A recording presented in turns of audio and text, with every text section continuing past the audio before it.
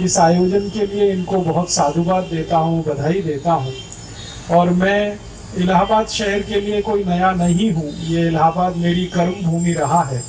सन 1984 से लेकर 1992 तक मैं यहाँ विद्यार्थी के रूप में अभ्यास करता रहा हूँ। उसके बाद मैं यहाँ से महाराष्ट्र चला गया और सेवाग्राम नाम के एक स्थान पर बस गया।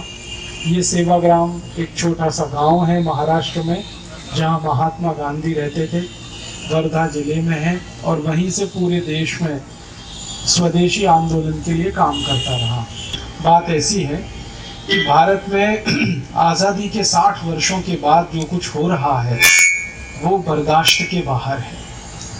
हमारे भारत देश में आज़ादी के 60 साल के बाद जो कुछ भी हो रहा है वो अकल्पनीय है, अकथनीय है, कह नहीं सकते, कल्पना भी नहीं हो सकती। और वो सब जो हो रहा है उसको बर्दाश्त नहीं कर पा रहे हैं स्वामी जी जैसे व्यक्ति, इसलिए भारत स्वाभिमान बनाना पड़ा है।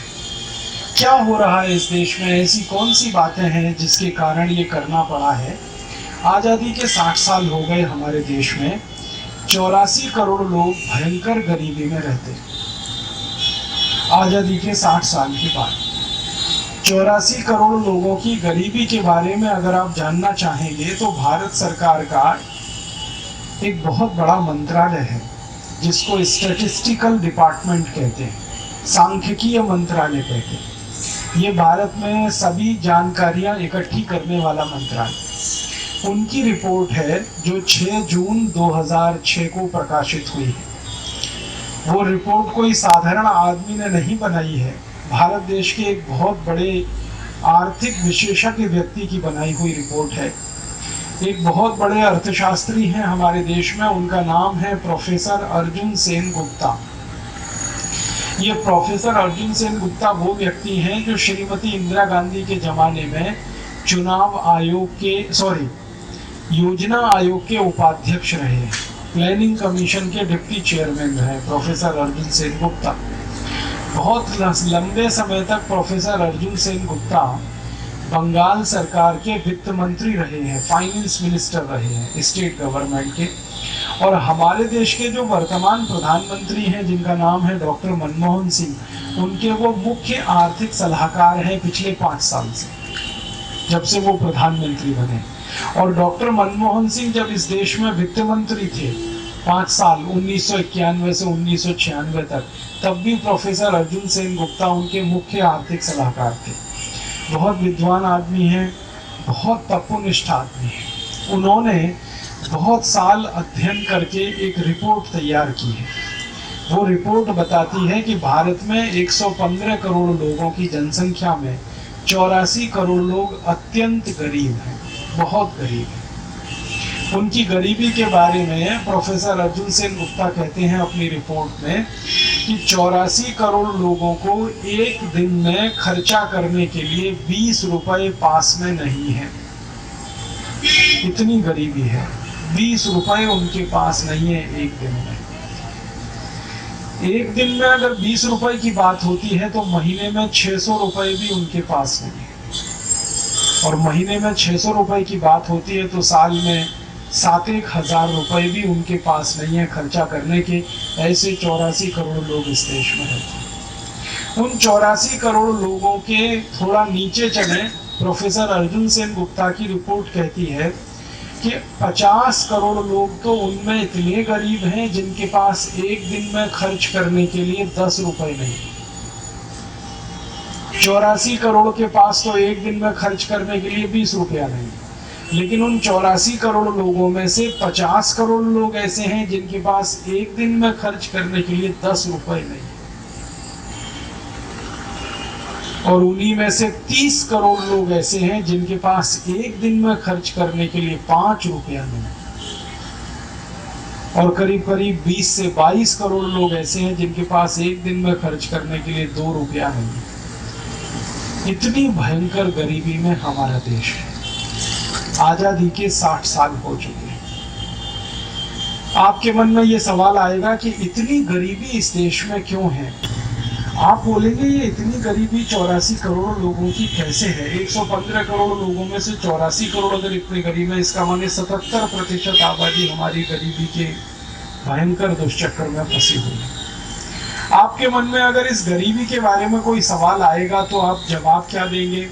और हमारे देश के नेताओं के सामने जब ये सवाल पूछा जाता है तो वो क्या जवाब देते हैं?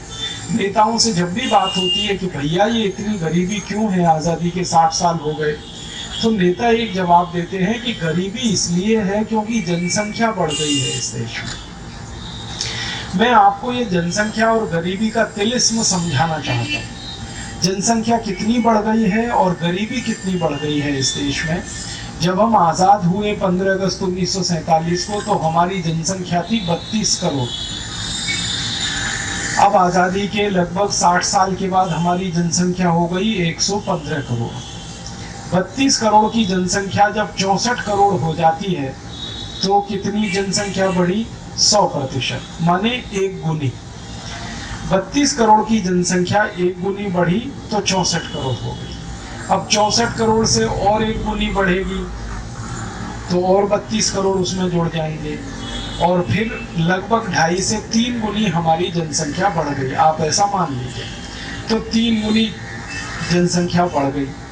अब 1947 में जब हम आज़ाद हुए थे और भारत देश अंग्रेजों की गुलामी से मुक्त हुआ था, उस समय हमारे देश में सरदार वल्लभ भाई पटेल, जो इस देश के उप प्रधानमंत्री बने पहली बार और गृह मंत्री बने, उनके एक सचिव हुआ करते थे, उनका नाम था HM पटेल, हिम्मत भाई पटेल उनको सब बोलते थे।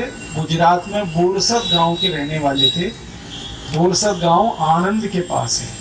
तो HM पटेल बहुत बड़े अर्थशास्त्री थे, बहुत बड़े इकोनॉमिस्ट थे। तो सरदार पटेल ने उनको जिम्मेदारी पे लगाया था और उनसे ये कहा था कि आप पता लगाओ कि भारत में गरीबी कितनी है। तो 1947 से 1949 के बीच में 2 साल उन्होंने रिसर्च किया और रिसर्च करके उन्होंने बताया कि भारत में 4 करोड़ लोग गरीब हैं। इसको अब ध्यान से आप सुनिएगा। 1947 में भारत के सबसे बड़े उस जमाने के अर्थशास्त्री श्री HM पटेल ने बताया कि भारत में 4 करोड़ लोग गरीब हैं, जबकि जनसंख्या हमारी 32 करोड़ थी। 32 करोड़ में 4 करोड़ लोग गरीब थे। अब आज़ादी के 60 साल के बाद जनसंख्या हमारी 115 करोड़ है और गरीबों की संख्या 84 करोड़। तो अगर जनसंख्या बढ़ने की बात समझ में आती है तो जनसंख्या 3 गुनी बढ़ी है तो गरीबी 3 गुनी बढ़नी चाहिए। गणित का सीधा सा हिसाब है कि अगर 3 गुनी जनसंख्या बढ़ती है तो गरीबी हमारी 3 गुनी बढ़नी चाहिए, लेकिन गरीबी तो हमारी 20 गुनी बढ़ गई। 4 करोड़ गरीब थे, अब 84 करोड़ हो गए। जनसंख्या 3 गुनी ही बढ़ी है, गरीबी 20 गुनी बढ़ गई है। इसका मतलब क्या है? जनसंख्या बढ़ने से गरीबी का सीधा कोई संबंध नहीं है, कोई और बात है जिसके कारण ये गरीबी बढ़ी है। कोई दूसरी बात है जिसके कारण ये गरीबी बढ़ी। वो दूसरी बात को खोजने का प्रयास जब हम लोग कर रहे हैं तो पता चल रहा है गरीबी दूसरे कारण से बढ़ रही है, जनसंख्या बढ़ने से नहीं बढ़ रही है। और एक छोटी सी बात बताऊं तब ये बात और अच्छे से आपके समझ में आएगी। जब हम आज़ाद हुए 15 अगस्त 1947 को तो इस देश में 2 करोड़ लोग पूरी तरह से बेरोजगार थे, जिनके पास कोई काम नहीं था, पूरी तरह से बेरोजगार, संपूर्ण बेरोजगार जिसको हम कहते हैं, 2 करोड़ लोग थे। अब आज़ादी के 60 साल के बाद इस देश में संपूर्ण रूप से जो बेरोजगार हैं वो 20 करोड़ से ज़्यादा है। माने पूरी तरह से बेरोजगार लोगों की जनसंख्या 20 करोड़ हो गई पिछले 60 साल में। इसका माने जनसंख्या तो 3 गुनी बढ़ी है, लेकिन बेरोजगारी 10 गुनी बढ़ गई हमारी।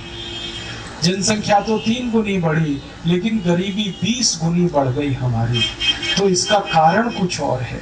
इसका कारण क्या है? इसका कारण है भ्रष्टाचार, इसका कारण है करप्शन। हमारे देश में ये जो गरीबी और बेरोजगारी इतनी बढ़ी है, इसके पीछे जनसंख्या कारण नहीं है, भ्रष्टाचार कारण है। बात क्या है? गरीब कौन होता है? जिसके पास कुछ नहीं होता। ऐसी एक भाषा है, परिभाषा है। दूसरे शब्दों में अगर मैं कहूँ तो गरीब कौन होता है? जिसका सब कुछ छीन लिया जाता है, वो गरीब होता है।